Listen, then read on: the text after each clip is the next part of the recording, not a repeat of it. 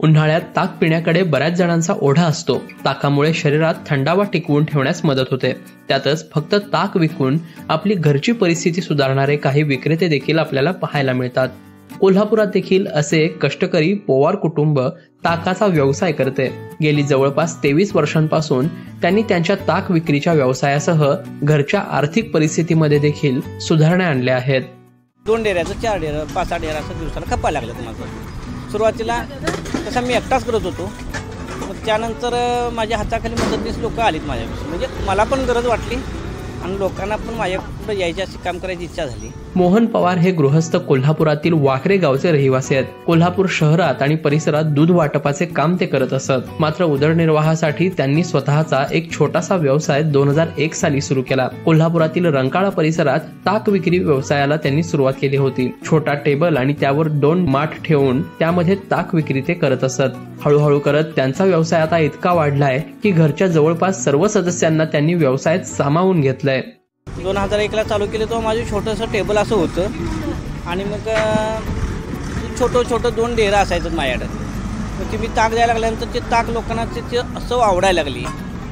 मग लोकांना जास्त आवडू लागल्यामुळे परत लोक माझ्याकडे यायला लागले ताक प्यायला। मग गर्दी वाढू लागली माझी। सर्वसाधारण तरी सीझनला तर आमचं 100-150च्या आसपास तरी दूध लागतं, म्हणजे दही होतं तेवढं, त्याच्यात दुप्पट आमचं ताक होतं। सर्वसाधारण 300 लिटरच्या आसपास आमचा ताक 300-350 लिटर असं जाते आमचं ताक। आता प्रथमच आम्ही 2 रुपयेपासून आम्ही चालू केलं होतं। हळूहळू त्या दुधाचा दर वाढला, पेट्रोलचा दर वाढलं, महागाई वाढत गेली 2001 पासून। आज आता 2024 साल चालू आहे, तर आज माझा 12 रुपये दर आहे ताकाचा आणि लस्सीचा 25 रुपये दर आहे।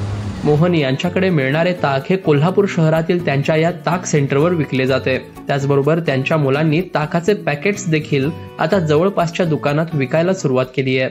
चुली वगैरे आमच्या स्वतःच्या आहेत, चुली आहेत आणि सिनी किंवा गौऱ्या म्हणतात, लाकडावर आम्ही चुली ते दूध तापवते आणि रात्रीचं म्हणजे ते दही लावायचं। मग आमच्याकडे असं काय मोठी मशिनरी वगैरे नाही आहेत, पण मला जरा नंतर प्रॉब्लेम आला, म्हणजे ताक म्हणजे हे पातेलं वगैरे उचलायला मला जरा कमरेचा प्रॉब्लेम झाल्यानंतर मग आम्ही खवा मशीन जरा घेतलं। मग त्यात एका वेळी दूध तापते, जास्त 100 लिटर 125 लिटर एका वेळी तापते आणि मोठी ट्रॉली वगैरे घेतलेली आहे, त्यात आम्ही सोडते दूध आणि ते गार करायची प्रक्रिया होती। मग जरी समजा ती 9ला जर तापलं तरी उन्हाळ्याच्या दिवसात मार्च, एप्रिल, मे ते 2ला, 2:30ला, 3ला उठून दही लावावं लागते, कारण का गार होत नाही दूध।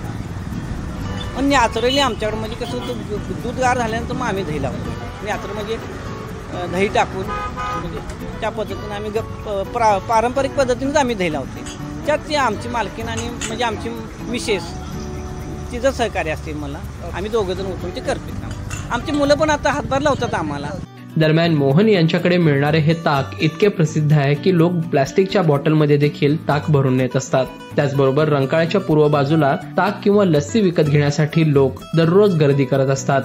रंकाळ्याच्या पूर्व बाजूला म्हणजे सरनाई कॉलनीच्या समोर आमचं ताकाचं ठिकाण आहे आणि सकाळी 11 वाजल्यापासून चालू होते, सर्वसाधारण 5 वाजेपर्यंत असते।